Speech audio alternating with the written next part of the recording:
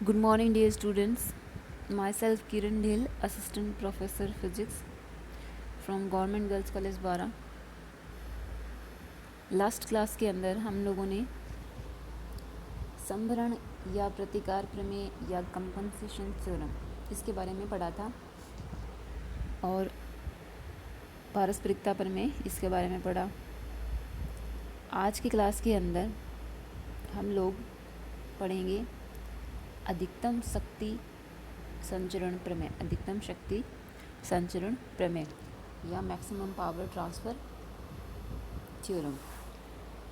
क्या होती है मैक्सिमम पावर ट्रांसफ़र थ्योरम? कि जैसे हमारे पास कोई भी सर्किट दिया हुआ हो तो उसके अंदर आउटर जो टर्मिनल हैं जैसे ए और बी, ठीक है, उन पर एक लोड जुड़ा हुआ है और कोई भी जो कॉम्प्लेक्स नेटवर्क है उसको हमने, जैसे ये कॉम्प्लेक्स नेटवर्क हमारे पास दिया हुआ है और उसको हमने क्या किया, यहाँ पे इस कॉम्प्लेक्स नेटवर्क को थेवेनिन थ्योरम से उसका इक्विवेलेंट जो है वो प्राप्त कर लिया। थेवेनिन थ्योरम से इक्विवेलेंट कैसा रहता है कि थेवेनिन का स्टेटमेंट ये कहता है कि कोई भी जो कॉम्प्लेक्स नेटवर्क होता है उसको आप एक ऐसे नेटवर्क में बदल सकते हो जिसमें केवल एक विद्युत वाहक बल का स्रोत हो EEQ और एक प्रतिबाधा श्रेणी क्रम में ZEQ, इस तरीके से। और EEQ क्या है? लो टर्मिनलों को खुला रखकर उन पर मापित वोल्टता, और ZEQ क्या है? लो टर्मिनलों पर मापित प्रतिबाधा होती है। तो किसी भी कॉम्प्लेक्स नेटवर्क को अपने इस नेटवर्क में बदल सकते हैं। अब बात करते हैं मैक्सिमम पावर ट्रांसफ़र थ्योरम की, कि मैक्सिमम पावर ट्रांसफ़र थ्योरम के हिसाब से अगर मान लीजिए हमारी लोड प्रतिबाधा ZL और जो सोर्स इम्पीडेंस है ZEQ, अगर ये परस्पर संयुग्मी हो तो लोड को सोर्स के द्वारा संचरित शक्ति जो है वो अधिकतम होती है। सोर्स तो कौन सा है? EEQ, पावर सोर्स तो यही है, वोल्टेज सोर्स। इसके द्वारा लोड को दी गई जो पावर है या शक्ति है वो मैक्सिमम होगी। कब होगी? जब ZEQ और ZL परस्पर क्या होंगे? कॉन्जुगेट होंगे या फिर जिसे हम कहते हैं संयुग्मी होंगे। ठीक है, समझ गए आप इसका स्टेटमेंट कि सोर्स के द्वारा लोड को दी गई शक्ति का मान अधिकतम होगा अगर ZEQ और ZL जो है वो परस्पर संयुग्मी होंगे। तो हमें क्या करना है, जैसे मान लेते हैं कि ZEQ जो है वो क्या है? ZEQ है REQ प्लस JXEQ।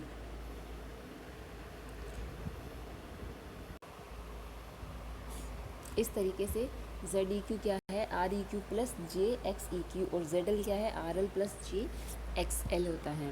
ये इस तरीके से है जैसे सर्किट के अंदर अगर मान लीजिए जैसे मैंने बताया भी था व्हाट इज़ इम्पीडेंस। जब R है तो सिर्फ प्रतिरोध हो जाता है, अगर L या C कुछ जुड़े हुए हैं तो फिर वो इम्पीडेंस हो जाता है। तो जैसे ये ZEQ का मान है और ये ZL का मान है।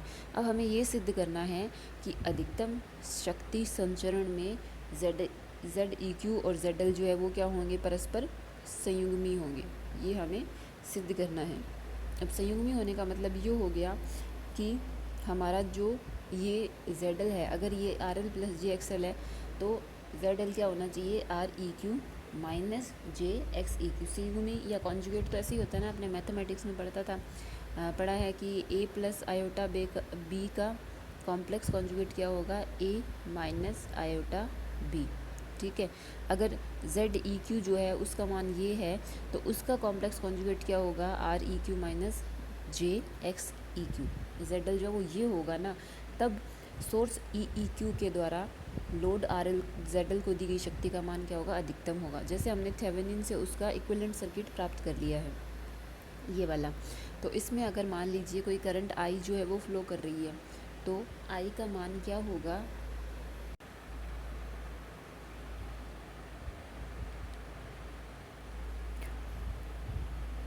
करंट I का मान हमारे पास आ जाएगा I is equal to EEQ बटे ZEQ प्लस ZL। ये हमारे पास क्या है? करंट I का मान आ जाएगा यहाँ पे।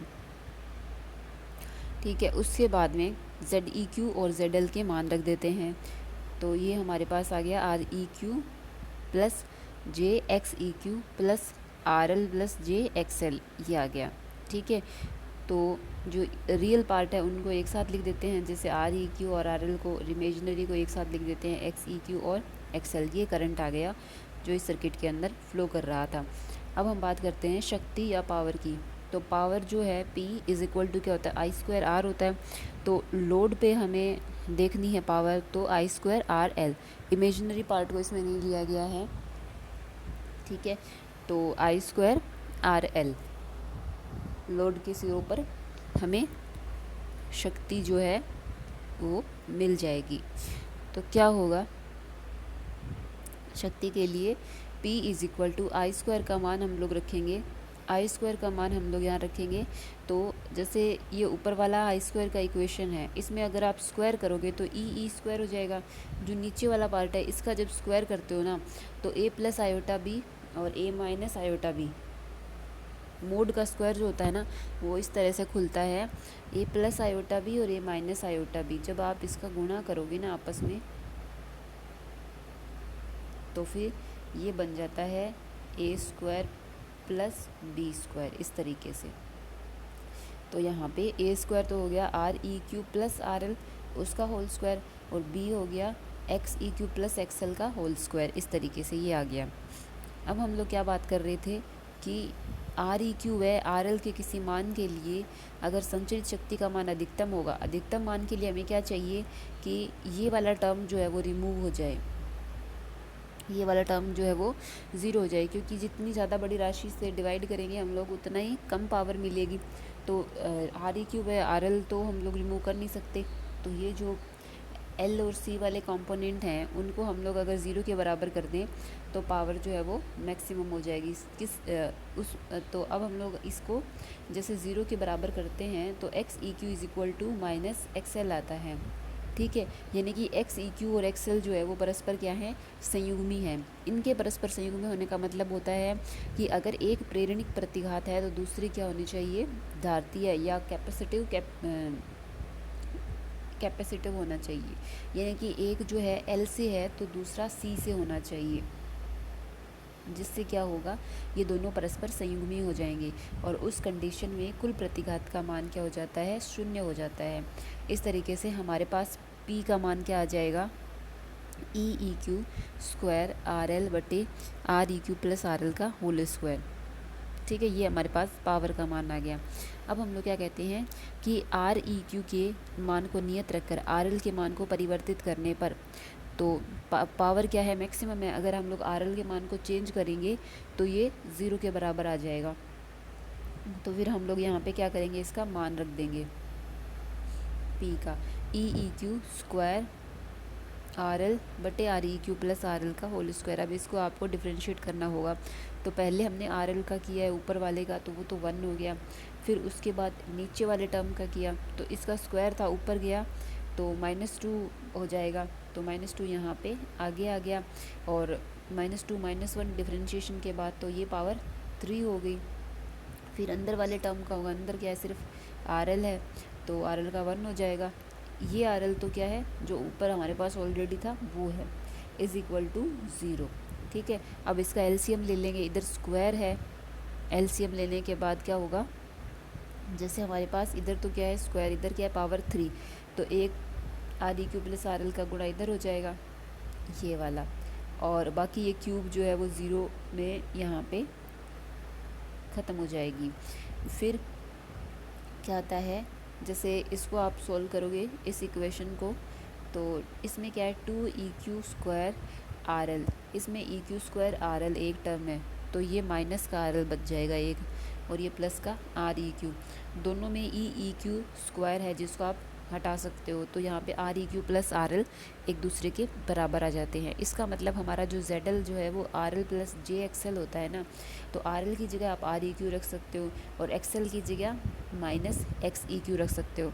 यानी कि जेड एल जो है वो जेड ई क्यू के साथ परस्पर क्या है, संयुग्मी है। और उस कब संयुग्मी है ये, जब अधिकतम शक्ति संचरण की अवस्था होती है। ठीक है, यानी कि अधिकतम शक्ति संचरण की अवस्था में दोनों को परस्पर संयुग्मी होना चाहिए। ठीक है, उसके बाद इसी के अंदर एक दूसरा जो प्रमेय है इसके अंदर जो दूसरी प्रमेय है वो क्या कहती है कि उप प्रमेय जिसको बोलते हैं कि यदि प्रतिबाधा ZL के कोण को परिवर्तित न करके केवल उसके परिमाण को परिवर्तित किया जाए तो अधिकतम शक्ति संचरण की अवस्था में ZL का परिमाण जो है वो ZEQ के परिमाण के बराबर होगा। इनका रिजल्टेंट जो है वो एक दूसरे के बराबर होगा। कोण से मतलब है, कोण से क्या मतलब है कि XL व RL का अनुपात जो है वो नियत रहता है। कोण का मतलब क्या है, XL और RL का अनुपात जो है वो नियत रहता है।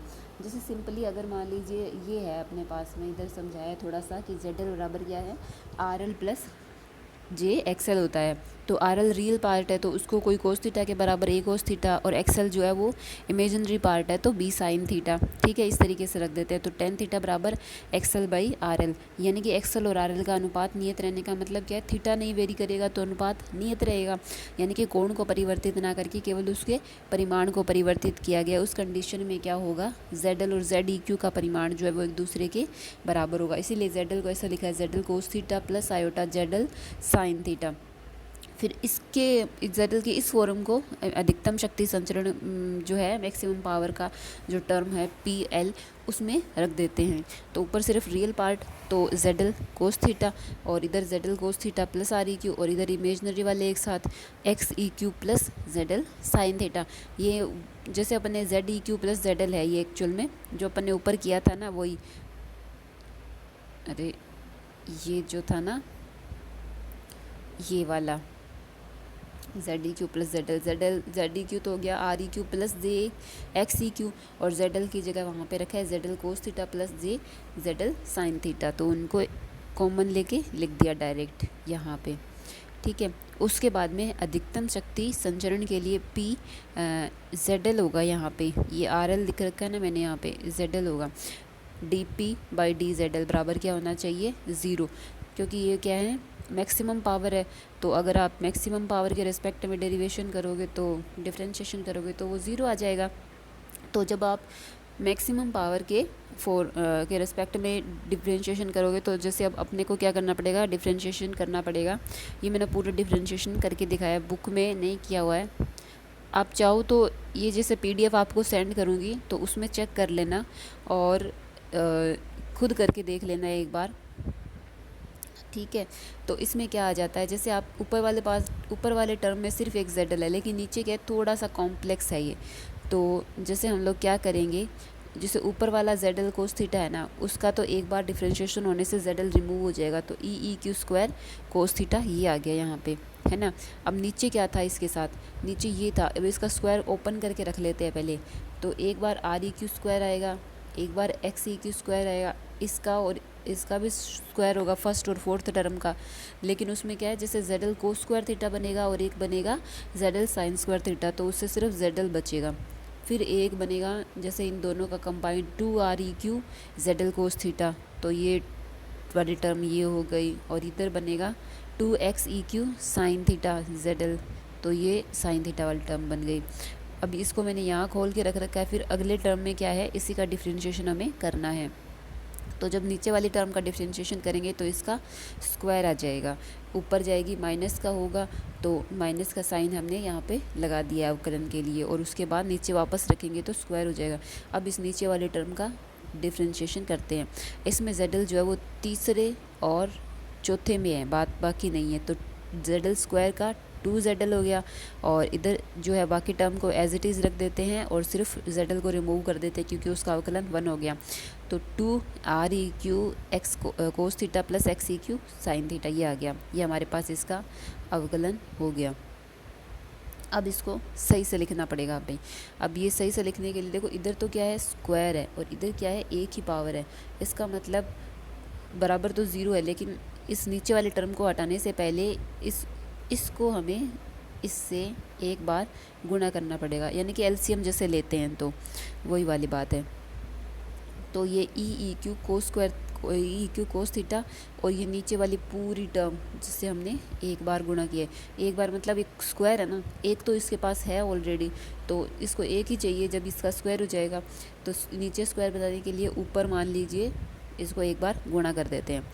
तो ये हमने नीचे वाले टर्म को क्या है एज इट इज़ इससे गुणा कर दिया, और बाकी जो है इधर जो भी था उसको रख दिया।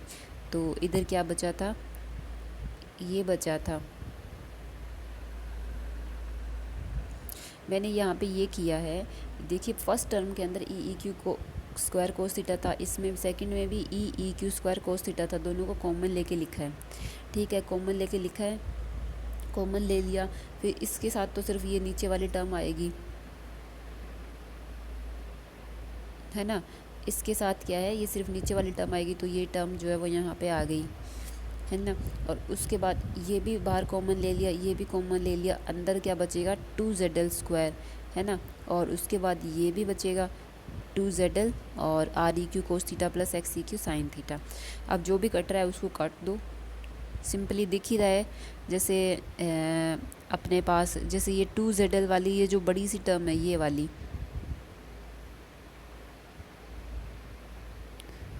जैसे ये वाली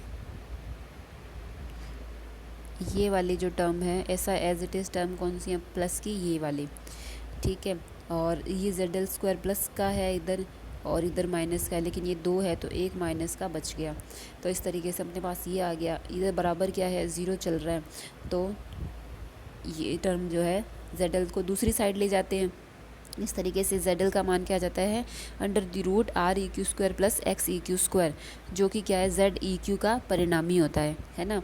तो इसका मतलब zl का परिणामी z ई क्यू के परिणामी के बराबर होता है, जब हमने सिर्फ zl के परिमाण को बदला था, कोण को नहीं। इस तरीके से लोड को संचरित अधिकतम शक्ति क्या हो जाएगी E E Q square R L, और नीचे जैसे क्या था R E Q plus R L ही तो था, R E Q plus R L का स्क्वायर था। आर ई क्यू और आर एल एक दूसरे के बराबर है, तो 2RL स्क्वायर बन गया। ठीक है, 2RL स्क्वायर बन गया, तो 4RL स्क्वायर हो गया। ऊपर RL है, ये एक RL हट गया। तो लोड को जो शक्ति प्राप्त हो रही है उसका मान क्या है E E Q square by 4RL। अब देखो हमारा जो सर्किट है वो ऐसा है ना। जेड ई क्यू का मान ये है, ZL का मान ये है। तो टोटल इम्पिडेंस क्या हो गया, दोनों को जोड़ देते हैं, जेड ई क्यू प्लस ZL को। जोड़ने पर आप जानते हो are E Q R L के बराबर है, x E Q x L के बराबर है। तो ये टर्म्स तो क्या है रिमूव हो जाएंगी, तो 2REQ बच गया। तो करंट आई बराबर है ई ई क्यू बटे 2REQ। इस सर्किट में बहने वाली करंट क्या हो जाएगी आई बराबर में टोटल वोल्टेज सोर्स ई ई क्यू बटे 2REQ आ जाएगा। और जो प्रदत्त शक्ति है, अगर हम लोग शक्ति का मान निकालना चाहते हैं, शक्ति का मान निकालना चाहते हैं, तो P इज इक्वल टू क्या होता है आई स्क्वायर, जो इम्पिडेंस रहता है वो। अब इसके अंदर जो है जो भी था कैपेसिटिव और इंडक्टिव जो एलिमेंट्स थे एक्स ई क्यू और एक्स एल, वो तो रिमूव हो गए। तो टोटल इम्पिडेंस क्या हो गया या टोटल रेजिस्टेंस क्या हो गया 2REQ।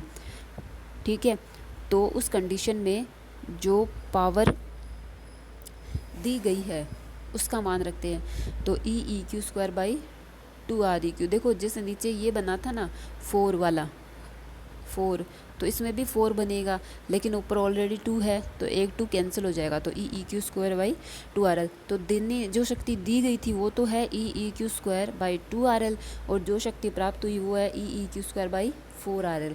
यानी कि जितनी शक्ति दी गई थी उसका आधा उसको प्राप्त हुआ है, और यानी कि आधी जो है वो लॉस हो जाता है। इस तरह से जनित्र में शक्ति आने का मान जो है वो लोड को दी गई शक्ति के बराबर है, यानी कि जितना दिया गया है उतना ही उसका लॉस भी हो गया, 50% ही इसकी दक्षता है। ठीक है, तो ये थी मैक्सिमम पावर ट्रांसफ़र थ्योरम। तो इसके अंदर कहीं भी कोई भी दिक्कत हो तो आप पूछ सकते हैं, और इसका PDF भी मैं आप लोगों के साथ शेयर कर लूँगी। नेक्स्ट जो अपने एक छोटी सी थ्योरम और है मिलर थ्योरम जिसको कहते हैं, काफ़ी बिल्कुल छोटी सी है ये। इसका स्टेटमेंट ये है कि मान लीजिए हमारे जो सर्किट है कॉम्प्लेक्स जैसे भी सर्किट दिए गए हैं, इस सर्किट के अंदर क्या होता है कि अगर इनपुट और जो आउटपुट टर्मिनल हैं, इनपुट टर्मिनल ये वाले, आउटपुट टर्मिनल ये वाले, इनके मध्य अगर कोई लोड प्रतिबाधा जुड़ी हुई है, इनके मध्य दोनों पोर्ट के बीच में अगर कोई प्रतिबाधा जुड़ी हुई है तो उसके लिए इसने निवेशी प्रतिबाधा और निर्गम प्रतिबाधा का मान दिया है। इसने कहा है कि निवेशी तो होगी Z/1 - A, ये वाली, ठीक है। और जो निर्गम प्रतिबाधा है वो इसने कहा है कि AZ/1 - A होगी। ये इसका स्टेटमेंट है सिंपल, कि दोनों पोर्ट के बीच में अगर कोई प्रतिबाधा Z जुड़ी हुई है तो उसके लिए निवेशी जो प्रतिबाधा होगी वो तो Z/1 - A होगी, और जो निर्गम होगी वो क्या होगी, AZ/1 - A हो जाती है। तो अब हम लोग इसका प्रूफ निकाल लेते हैं। यहाँ इसने दूसरे डायग्राम में इसको निवेशी को भी शो किया है और निर्गम को भी शो किया है। हम पहले बात करते हैं करंट I1 की। करंट I1 जो है वो V1 से Z की ओर जा रही है, ठीक है। तो I1 बराबर क्या हो गया, V1 - V2/Z। तो V2 जो है, अब ये जो सर्किट है इसका वोल्टता प्रवर्धन गुणांक जिसको बोलते हैं, वोल्टता प्रवर्धन गुणांक होता है गेन, A = V2/V1 की गेन, मतलब जैसे एम्पलीफायर जैसे सर्किट रहते हैं ना, एम्पलीफाई करते हैं वोल्टेज को, करंट को, तो उसमें जैसे इनपुट वोल्टेज कुछ V1 रहती है और एम्पलीफाई करने के बाद हमें कुछ और मिलती है, जैसे V2 ज़्यादा मिलती है, तो कितना एम्पलीफाई हुआ, जो गेन है वो क्या मिला, तो वो गेन रहता है, गेन का कोफिशिएंट है एक तरीके से शो करने का, A = V2/V1। तो यहाँ पर हम लोग जो है इसके अंदर ये जो V2 है, इस V2 को हम लोग AV1 से रिप्लेस कर देते हैं। V2 बराबर लिख सकते हैं ना AV1, ठीक है। तो AV1 से रिप्लेस कर दिया, V1 को आप कॉमन ले लेना, तो यहाँ पे क्या बन गया, V1 को कॉमन लेने के बाद 1 - A V1/Z ये बन गया। और I1 बराबर, जैसे ये वाली टर्म जो है इसको आप नीचे रिप्लेस कर दो यहाँ पे, तो V1 Z/1 - A, तो Z/1 - A क्या है, इनपुट इम्पिडेंस, तो V/Z इन आ जाता है। इस तरीके से Z इन क्या है, Z/1 - A, ठीक है। उसके बाद हम लोग बात करते हैं I2 करंट की, जो V2 से Z की ओर जा रही है। तो I2 बराबर क्या हो जाएगा, I2 बराबर हो जाएगा V2 - V1/Z। तो अब हमें V2 चाहिए, तो V2 बराबर क्या, V2 चाहिए तो V1 को रिप्लेस कर देंगे, तो V1 बराबर क्या आ जाएगा, V1 बराबर आ जाएगा V2/A।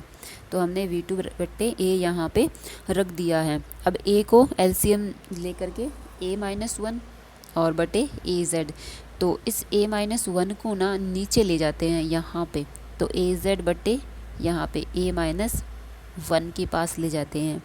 तो इस तरीके से V2/Z0 क्या हो गया, AZ/A-1, ये हमारा क्या हो गया, आउटपुट इम्पिडेंस हो गया।